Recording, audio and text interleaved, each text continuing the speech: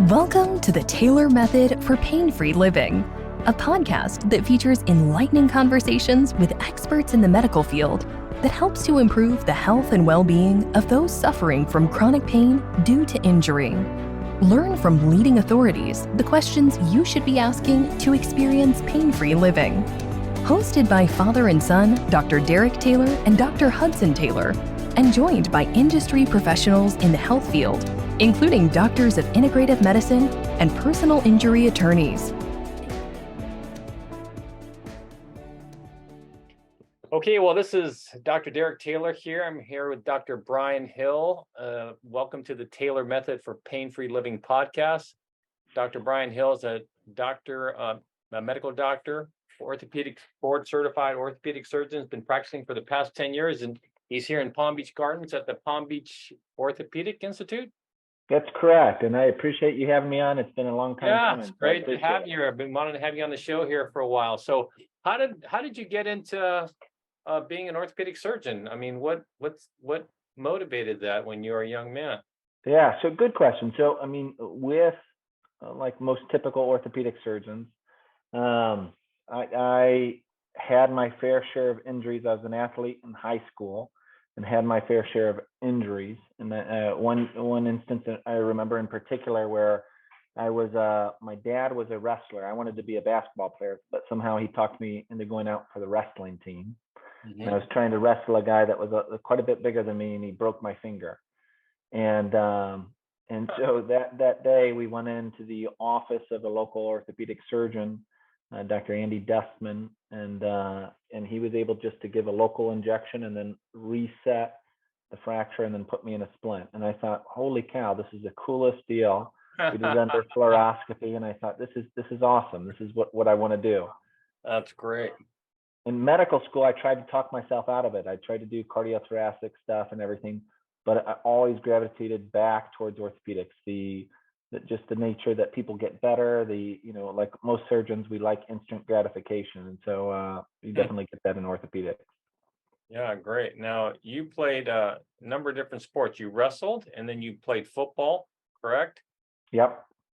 And you were telling me, we had a conversation earlier this week how you went out for the college football team there, and who was that quarterback that was starting there above you? What's his name? Yeah, so Ben Roethlisberger. So I thought I was a pretty good quarterback. My senior year in high school, our team was ranked number 1 in state, and I had decent statistics, but it was mostly because I had a ton of talent around me. And then so I went to Miami of Ohio and realized with Big Ben being a redshirt freshman at the time what real talent was, and that ended my days pretty early. Like I told you, you picked the wrong school to play college football. You probably would have been a star anywhere else, but when you're behind Ben Roethlisberger. Well, hey, I wanted to talk about shoulder issues here, and that's what our listeners are here for. I mean, so what are the most common shoulder conditions that you see in your practice? Certainly. So most of the time, most people come in with either bursitis or tendonitis, okay? Just an inflammation of the rotator cuff tendon. Okay. And that's definitely the most common, and people either say they wake up with it or they've been playing a lot of tennis or some sport and just kind of started feeling some soreness on the lateral aspect of the shoulder.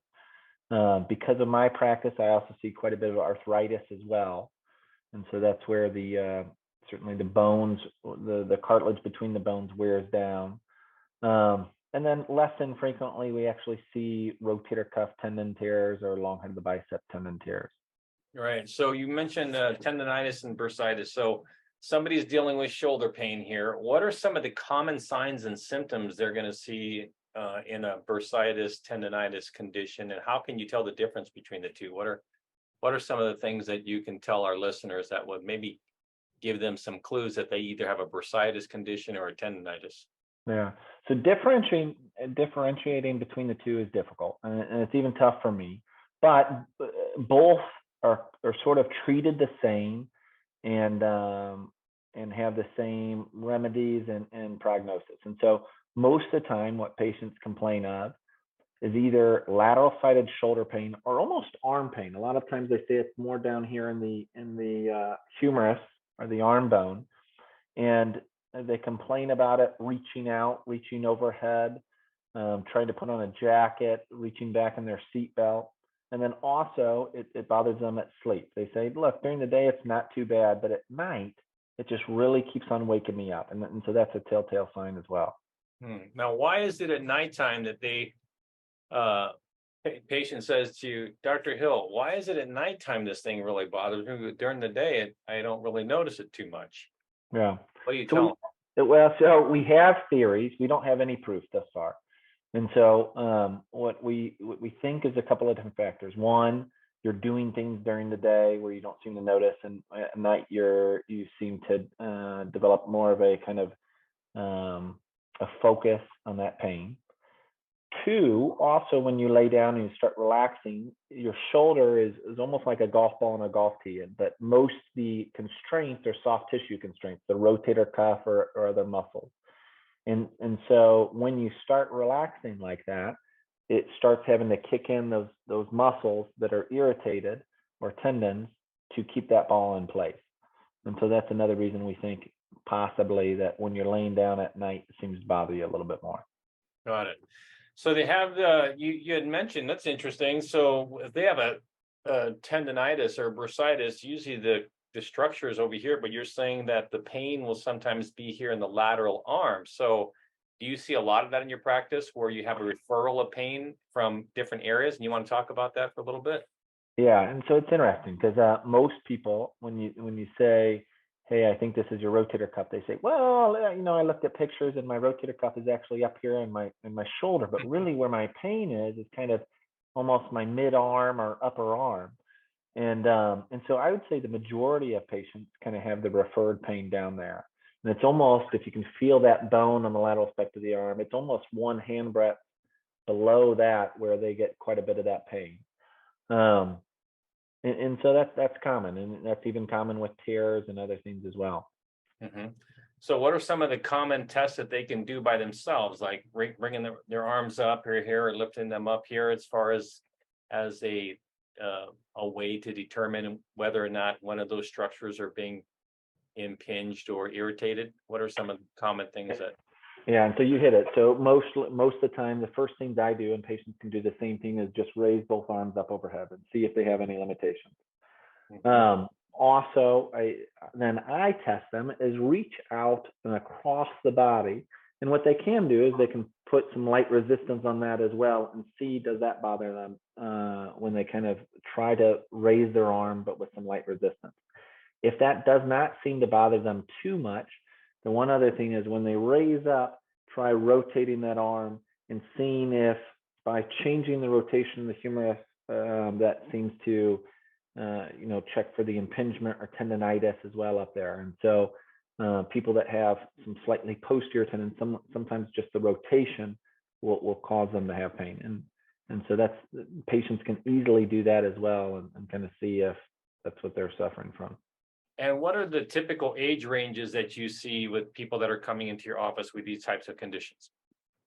So most of the time, it's about probably 40 to, since we live in Palm Beach, 90-year-olds. It's lots of times it tends to be more active people, but other times it's just somebody that they woke up one day and they started noticing this discomfort and pain and it didn't go away. Okay.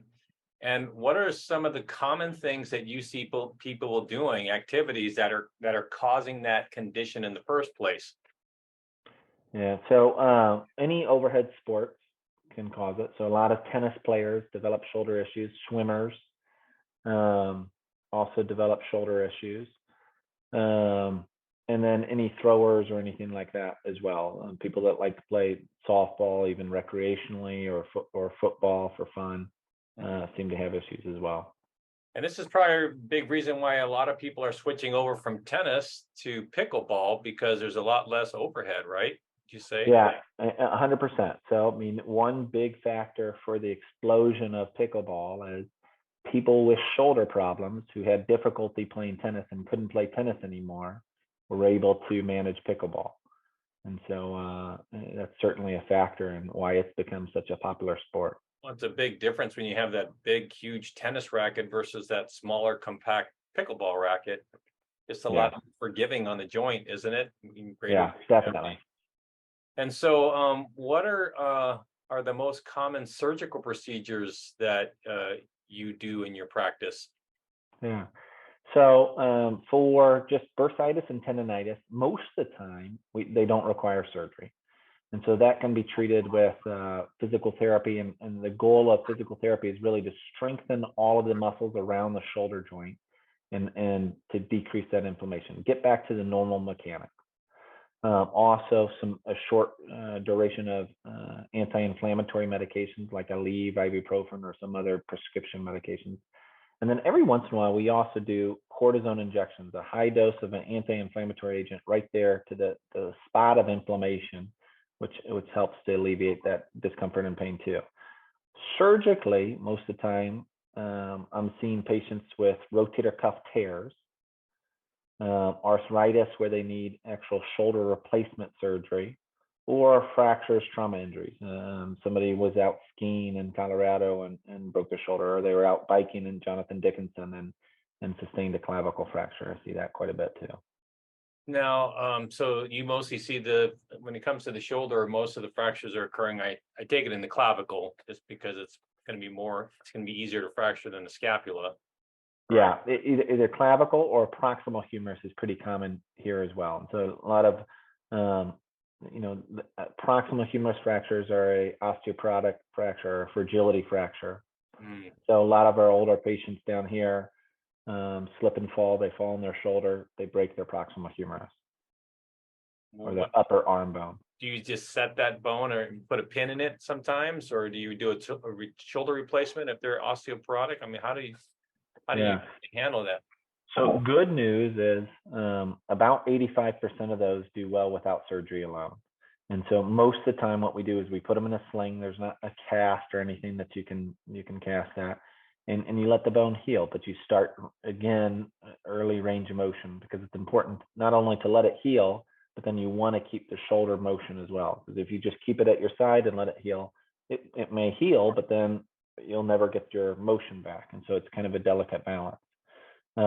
Rarely, if they're younger, we have to fix it. And so, for example, next week I have a 55-year-old that's coming in with a proximal humerus fracture that's going to require surgery.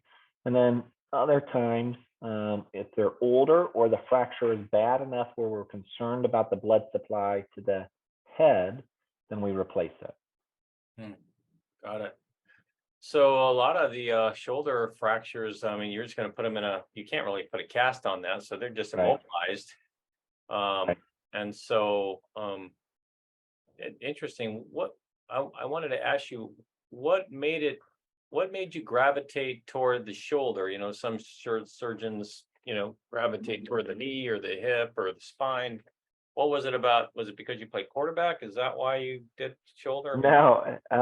So in orthopedic residency, we do everything, right? We rotate through every single subspecialty. So pediatric, spine, trauma, sports, foot and ankle.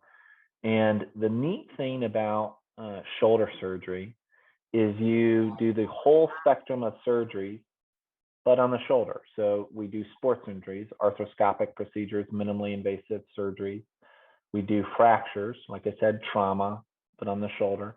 And then we also do replacements. So my typical practice is anywhere from about 11 to 13-year-olds all the way to 95, 100-year-olds.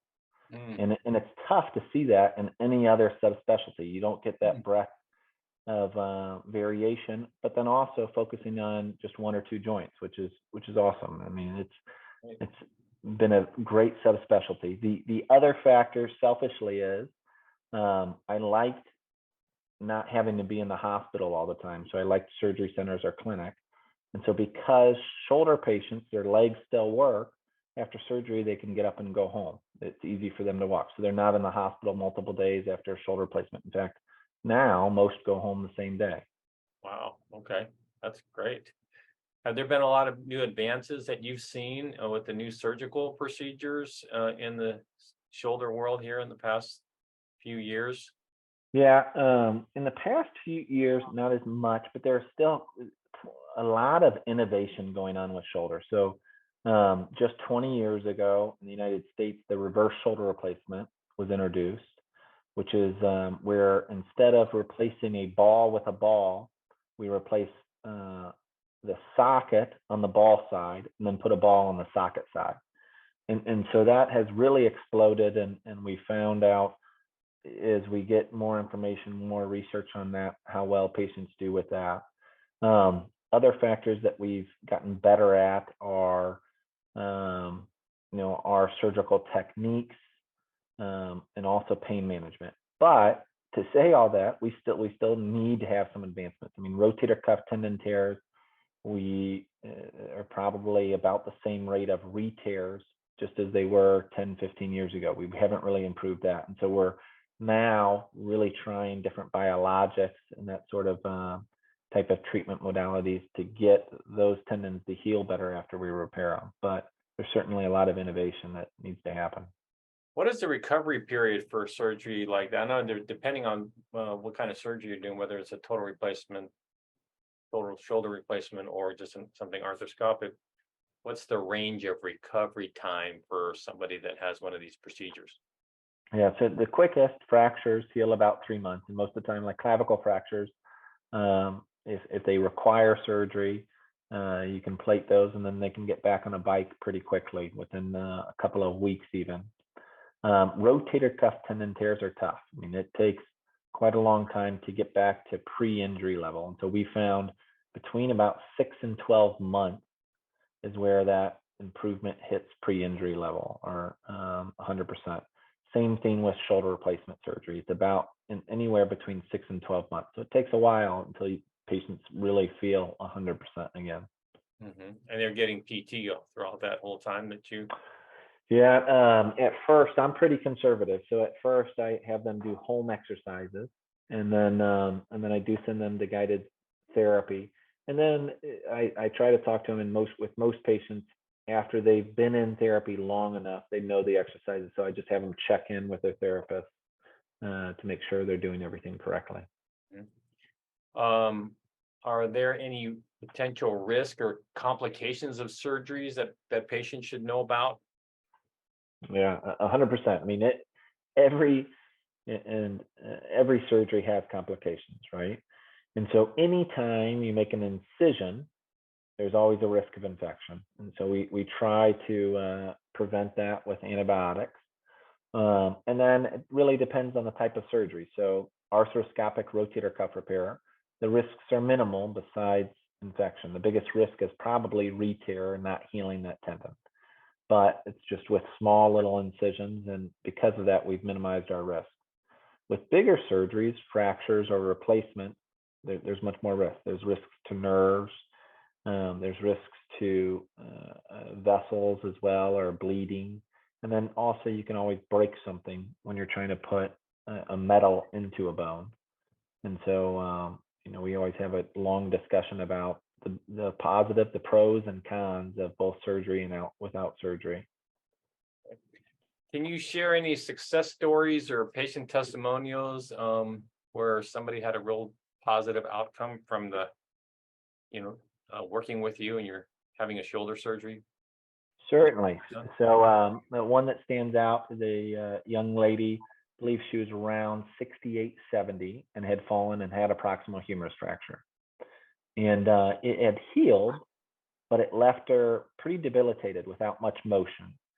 And so she came, she was referred to me from another surgeon, and came to see me and told me, look, I really don't have much function at all in my shoulder. Is there anything you can do for me?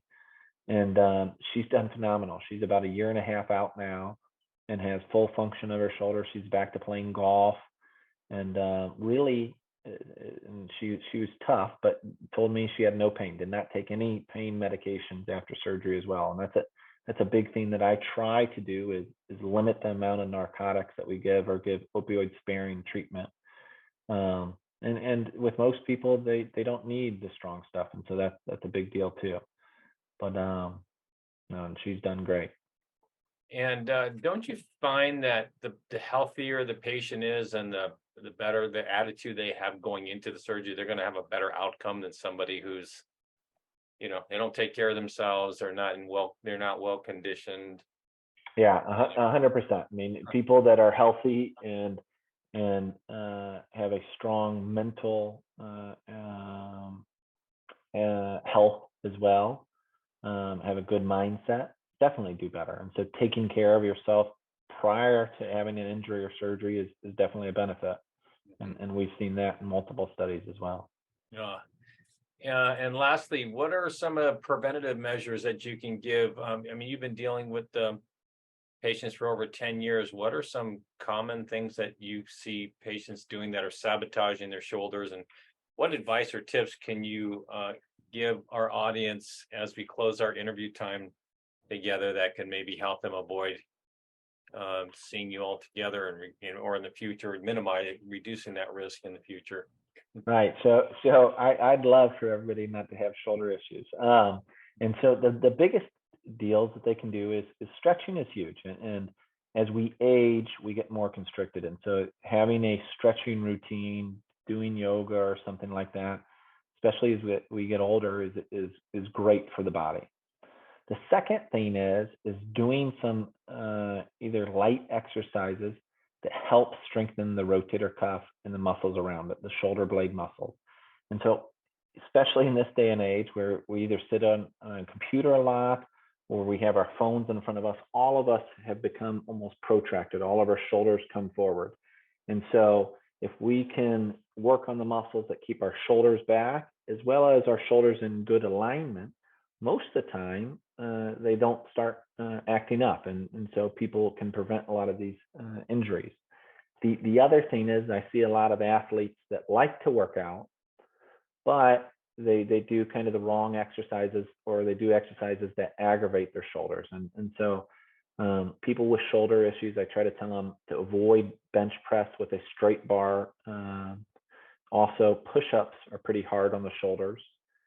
Dips are also hard on the shoulders, and then anything overhead, pressing overhead, can also aggravate that. And so if people have shoulder pain or issues, but they want to work out, I try to tell them, look, avoid these activities. You can still work out your chest, but try to avoid some of these exercises that seem to make it worse. Yeah, I mean, you got a young man who's, in high school, maybe they play a sport like football or baseball, or they wrestle and whatnot, and they're lifting weights. It carries on in their 20s into their young adulthood. And now they're 40 or 50 and they're still trying to get a maximum bench press. I had a patient that did that. I mean, the guy was like in his late 40s and he's trying to max on his bench press, and he just totally blew out his shoulder completely. You got to get smarter, don't you, as we age? I mean, the tissue Right. become less elastic, and they're still thinking that they can lift weights like they did back when they were 20. And I think that's where they get into trouble. Right, and that's all too common. I mean, we all, most of us work out like we did when we were in high school, and we go back to doing the same exercises and really don't modify it yet much. Although our body is much different, it's much less, like you said, elastic, and we're doing exercises that make it even less elastic. It tightens up more. And so really trying to find some things that stretch out those ligaments, stretch out those muscles versus contracting them more is important to staying healthy. Yeah, no, very good. Any last closing thoughts you want to end in as we conclude our time together here, Doc? No, I appreciate being on, and really appreciate this opportunity. And I think if we could all incorporate some of these practices to prevent shoulder and elbow issues, it's better for everybody, because then I have less people that are getting injured for poor reasons or even waking up with pain, but more people are being active, and that's what I'm all about. Yeah, well, I really appreciate the work that you do and the fact that you're here in Palm Beach Gardens. I had a few patients that have consulted with you. They've really had a real positive experience with you, and they've really enjoyed working with you. How can our listeners get a hold of you? What's the best number to reach at, or a website that they can look at if they want to find out more about your practice and what you do? Yeah, so our practice website is www.pgh PBOI, Palm Beach Orthopedic Institute.com. And then also I have a personal website that is www.brianhillmd.com. And both of those websites have links that you can actually schedule an appointment right there online. And so they also have numbers that you can call, but the links are much easier to find a date and time that you can schedule your own appointment. Great. Well, you've been with Dr. Brian Hill, medical doctor, orthopedic surgeon, deals with specifically with the shoulder. It's been a fascinating show. Thank you for your time and expertise. And I'm sure our listeners are going to glean a lot of great information from this. Thanks so much for being on the show, Doc.